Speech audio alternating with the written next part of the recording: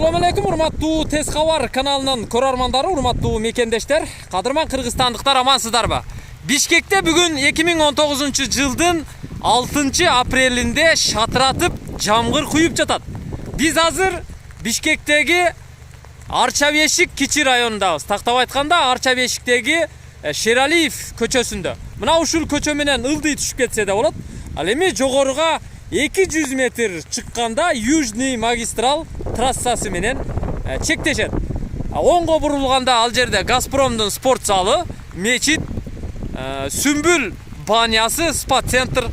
Ал эми солго бурулуп Южный магистрал менен жогору чыгып кетсе болот. Буюрса сиздер бул чыгарылышта Бишкектеги Арча-Бешик кичи районундагы абасы таза жерден Чатыркөл көчөсүнөн сатыла турган 2 кабаттуу толук бүткөрлө элек 10 сотук жер участкасы бар үйдү көрөсүздөр. Биз Чатыркөл көчөсү менен чыгыш тарапка, тактап айтканда Жал кичи району тарапка жүрүп 25 дарекке, тактап айтканда 7 үйдүн башы бириккен короого бурулуп жатабыз. Ал эми биз турган жерден чыгыш тарапты караганда ушул көчөнүн башында чыгыш тарапта Жал кичи районундагы көп кабаттуу үйлөр дагы көрүнүп турат. Биз анда Чатыркөл көчөсү менен кирели 25 номурдагы сатыла турган үйдү көрсөтөлү. Бүгүн 2019-жылдын 6-апрели Бишкекте жамгыр куюп жатат, жамгыр төгүп жатат. Мен Чатыркөл көчөсүнүн 25 номурдагы сатыла турган үйүнө келип калдым. Ушул жерде үйдүн ээси мени жадырап жайнап күтүп алды. Андыктан чогуу көрөлү. Ассаламу алейкум. Алейкум, кандайсыз? Жакшы. Үйдү сатып атасыз? Сатып атам. Жамгырдын шатыраганына карабай келип калдык. Үйүңүздү көрсөтөлү, балким ушул үйүңүздү келечекте кайсы бир биздин үй издеп жаткан мекендешибиз алып калышы толук мүмкүн. Үйдү качан салдыңыз эле? Үйдү 2 жыл мурун салгам. Бүт баары өзүм колуман чыкты. Фундамент, стенаны өзүм көтөрдүм, крышага чейин өзүбүз жаптык. Үй өзүмө деп салынган үйдүн бири да. Өзүңүзгө деп салынган, өз колуңуз менен салган үй экен, а? Фундамент жердин ичине канча кирген? Фундамент жердин ичине где-то 70 сантиметр кирген. Ар бир бурчунда подушка салынган. Ар бир 9 бурчунда 9 крыша сейсмопоездга чейин колонна куюлган. Стройканын тили менен салынды кыскасы. 15 тонна арматура кетти российский. 15 тонна арматура кетти деңиз. Крыша эмне менен жабылды анан? Крыша профнастил, жаңы варианты, шоколадный свет. Күрөң түстө экен, Күрөң түстө. Өстүрмөлөрү ак тыныке менен жасалыптыр, анан суу түтүктөрү бүт коюлган. Ичи сыртын швоо гана жумушу калыптыр, Ооба. Анан декорду жасаш керек. Утепление декору калды. Ичинде стяжка, монтаж болгон, кыскасы Евроремонт абделкага даяр. Абделкага даяр. Узун туурасы канча чыгат? Менимче бир 12 чыгат окшойт, 12 же 12-13 ушундай, мен точно унутуп калдым. Ал документте бар. Документинде бар. Түшүнүктүү. Жер участкаңыз өтө чоң окшойт. Канча сотук? Участок негизи документально 9-8, мындайча 10 сотук. 10 сотук фактически. Бул үйүңүзчү? Азыр ушунда жашап атасызбы? Бул ушунда жашап атам, мурда илгери салды элем. Бул 10-11. 10-11. 10-11. Пока жашап турса болот. Ичинде жашап атабыз азыр убакта. Жашаса болот. Ичинде 5 комната. 5 комната. Азыр жашап аткан үй экен. Пока мына бул агабыз салган чоң үйдү сатып алгандан кийин ички отделка ремонтун толук бүтүргөнгө чейин сиздер эски үйдө жашап турасыздар дагы. Толук бүткөндөн кийин көчүп чыгып, ал эми бул үйдү сиздер бузуп салып, ордуна башка курулуштарды жасасаңыздар болот, же бактараак чоңойтсоңуздар болот. Жалпы аянты 10 сотук болгон жер участкасы экен. Көрдүңүздөр. Таза суу бар окшойт, Таза суу бар. Кран турат бул жерде. Ал эми сол тарапты карасаңыздар, мына газ да келиптир да? Газ келди, бирок бере элек азыр элдер киргизсе эле берген жатат. Элдер киргизди, уже караңыздар. Газ келиптир. Үйдүн астында газ дагы турат экен. Эми биз үйдү толук кандай проект менен салынды, бөлмөлөр кандай бүт көрүп чыгалы, биз менен чогуу болуп туруңуздар. Биз негизги астанадан кирип бара жатабыз. Бисмилла. Мына ушул жерге темир эшик коюлат буюрса келечекте. ниет кылып кое бериңиздер. Андан ары кире турган болсок, бул жер прихожка. Прихожканын туурасы 2 метр, ал эми узундугу 5 метрге жакын экен, көрүп турасыздар. Андан түз кирсек, менимче топка бар окшойт, Топка. Бул топка орундугу, котельный. Узун туурасы 2ге 2 же болбосо 2,5га 2 деп койсок да болот. Анда батыш тарабында бир терезеси бар экен, форточка. Ал эми өзүнчө эшик коюлат турбайбы бул жака? Сыртында очакканага кеткен. Очокканага. Келечекте сиздин проектиңиз боюнча ошол жакта очоккана болот да, Арт жагында очаккана. Ошол жактан эле көмүрдү алып келип, жагып, жытты, ышты бул жакка киргизбестен тиричиликти жасай берет. Абдан жакшы. Электромонтаж жасалыптыр. Электромонтаж жасалган. Кабелдин кандай койдуңуз? 3,3 киловатт трехфазка деп коет. Ошого дагы кабел таштап кеткен. Если кааласа кийин киргизип алса болот. Киргизип алса болот. Биз эми прихожкадан оң тарапка кирип, негизги бөлмөлөрдү көрсөтөбүз. Менимче бул бөлмөңүз холл окшойт, Холл, кухня. кухня. Ортосунда азырынча бөлүнө элек, ортосунда передвижная стена болот. Ортодо бир жакка сүрүп ачып коет, бир жактан сүрүп ортону жаап коет. Жаап коет. Кааласа конок келгенде узун кылып колдонсо болот. Каалаган учурда жаап койсо болот. Ортосунан эми ушул жерден примерно бөлөсүз да. Терезесин көрүп турасыздар. Ортодо чоң терезе, ал эми эки чекесинде бир аз узкийраак болгон терезелер коюлуптур. Пластиктердин кандайын койдуңуз? Пластиктердин бул жакшысы. Жакшысы? Өтө жакшысы эмес, эми китайскийдин жакшысы. Жакшысы. Демек түшүнүктүү. Чыгыш тарабында 3 терезеси бар экен. Бул холл болду. Холлдун узундугу канча чыгат өзү? Мындай Бул жакты кошкондо, лестницаны кошкондо менимче 12. 10дон ашып кетет окшойт, 12. 10дон ашат экен. Эми ушул эле жерден сиздер сол тарапка бурулсаңыздар тепкичти көрөсүздөр. Экинчи кабатка ушул тепкич менен көтөрүлөт. Бирок тепкичтин жанында менимче санузел болобу же Санузел ажаткана болобу? Кыргызча айтканда кол чайкама да жүргөн. Кол чайкама, даараткана, Дааратканасында. чакан болот экен, Чакан. Бирок өз орундугуна куруп турсуз. Тепкичтин жанында, астында болот экен. Биз эми холлдон түз киребиз. Түз киргенде чоң зал, конок бөлмөсү. Узуну канча чыгат? Узуну 10го 5. 10го 5. Туурасы 5 метр, ал эми узундугу 10 метр. 10 метр.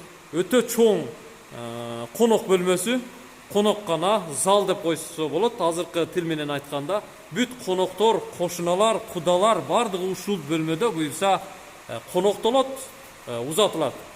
Сону кылып жасап койсоңуздар болот. Эми потолокко көңүл буралы.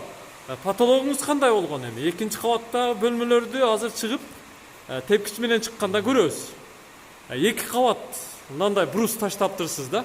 Негизи мындай курулушка жакын окшойсуз, Ооба, өзүм курулушта өз колум менен салгам. Бул орустар деревянный метод кылып салган Россияда.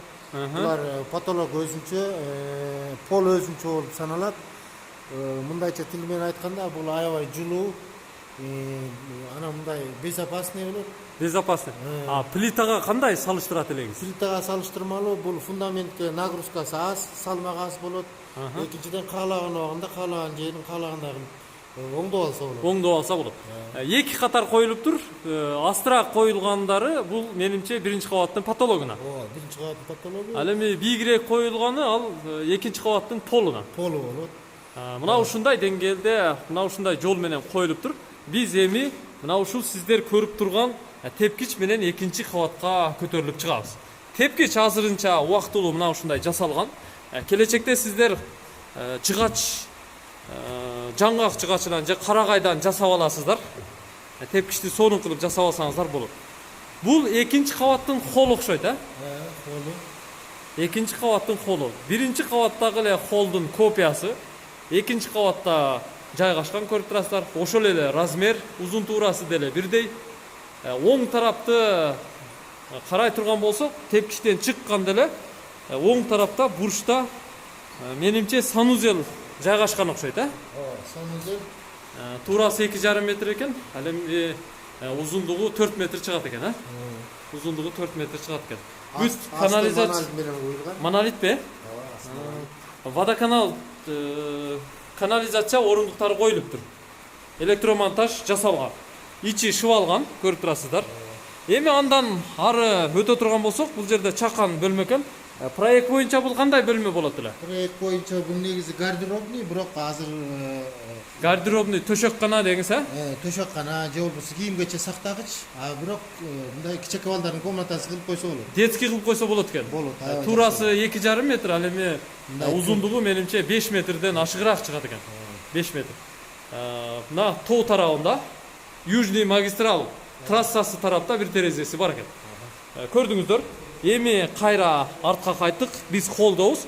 Эгерде холдон чыгыш тарапка баса бере турган болсок, төрдө балконду да бар экен. Балконду дагы көрүп коелу. Мына балкондун дагы чыгыш тарабында, тоо тарабында бүт терезеси бар. Жал кичи районундагы бүт көп кабаттуу үйлөрдү ушул жактан карап байкап турса дагы болот экен. Балконду көрдүңүздөр. Проект боюнча кандай? Холл мына ушундай экинчи кабатты чоң холл боюнча тура береби? Же ортосунан бөлүп өзүнчө бир бөлмө кылып кое турган планыңыз бар беле? План бар, ортосунан бөлүнөт. Бул жерде Кайсы жерден? Ушул жерден бөлүнөбү? могу балконго чейинки эшиктен бөлүнөт дагы, комната балкону менен болуп калат. Бул жагы өзүнчө бир спальный бөлмө, балкону менен. Балкону менен болуп калат. Түшүнүктүү. Эми сол тарапка кирели. Эгерде экинчи кабаттагы холдон солго карай турган болсок, эки эшик турат. Эки эшик менен сиздер биринчи кабаттагы эле чоң конок бөлмөсүнүн үстүндөгү жайгашкан ошол эле копиядагы чоң бөлмөгө киресиздер. Бирок экинчи кабат толук бүткөн учурда менимче мына ушул ортодон бөлүнөт окшойт да, бул жакка карап. Эки эшик мындай бөлүнөт да. Бөлүнөт. Ошондо 5ке 5 болгон эки чоң спальный пайда болот. 5ке 5 болгон эки чоң спальный пайда болот экен. Демек түшүнүктүү. Батыш тарабындагысында, батыш тарабында бир терезеси бар, ал эми чыгыш тарабында жайгашкан бөлмөдө чоң терезеси болот экен. Үйдүн ички бөлмөлөрүн толук көрүп чыктык. Эми үйдүн арт тарабына өтөлү. Мына ушул эски үй менен жаңы үйдүн ортосунан үйдүн арт тарабына өтө турган болсоңуздар, анда жер участкасынын кеңдигин, бак тарагын толук түрдө көрөсүздөр. Канализация кандай бул жерде? Канализация центральный үйдүн арт жагында Келген, бирок кошула элек. Кошулу элек. Үйдү бүтүргөндө кошуп алса болот экен да. Мына караңыздар, огород кеңири, бак тарактар да бар. Кааласаңыздар бул бак тарактарды кыясыздар, же болбосо обрезка кылып чоңойтуп алсаңыздар болот. Ал эми бул жерди тегиздеп туруп келечекте сиздер өзүнчө бир чоң бак кылсаңыздар, уюштурсаңыздар болот. Ал эми оң тарабында мына эски үйдүн аркасында көрүп турасыздар, бул сарайбы? Убактылуу сарай. Убактылуу сарай. Азырынча отун гана деңиз. Бул жагы граница кайсы жерге чейин барат? Мына фундаментке чейин да? Граница биягында куюлуп турган фундаментке чейин. Ошол жерге чейин барып, анан бери жагы дагы. Бул эми убактылуу ачык экен, кошуналар менен нары бери каптап турат окшойсуздар. Түшүнүктүү, 10 сотук болгон жер участкасындагы көрдүңүздөр. Газ бар, канализация бар, таза суу бар. Документтер кандай үйүңүздүн, жериңиздин? Азыр үй менен жердин документи, үйдүн документи бүт элек, жердин документи кызыл китеби колдо. Кызыл китебиңиз колдо. Анда жакшы. Эми үйдүн баасына келели. Баасын канча дейсиз? Баасын азыр таза 100 сурап атабыз, атак 105 деп рекламага бергенбиз. Негизи Арчабештин баасы боюнча 4,5 сотук 30 миң 25 миң тегерегинде болот. Биздики 10 сотук болгонуна байланыштуу мен кыргызча салыштырмалуу биздики жакшы эле го деп ойлойм. Ошондо сиз 105 миң деп атасызбы? 105 миң деп атам, таза 100гө берем. Тап таза 100гө бересиз. Тап таза 100гө берем. Варианттары бар. Микрорайон кичи жалдан 3 комнаталуу квартира болсо жазалгасы менен үстөгү менен берем. Бересиз. Анда оң кулак, сол кулагыңыздар менен угуп алыңыздар. 105 миң долларга айтылып жатат. Нак болсо эркекче 100 миң долларга берем деп жатат. Документтери бардыгы законный экен. Телефон номерлерин жазып алыңыздар. Жайгашкан жери жакшы. Инфраструктурасын белгилеп коелу. Эмнелерге жакын өзү? Биздин тегерек четибизде эң негизгиси мектеп, детсад, мечит, үйүбүздүн бет маңдайында медресе бар, арабтар салган. Бая 3 этаж арабтар салган медресе ушул жердеби?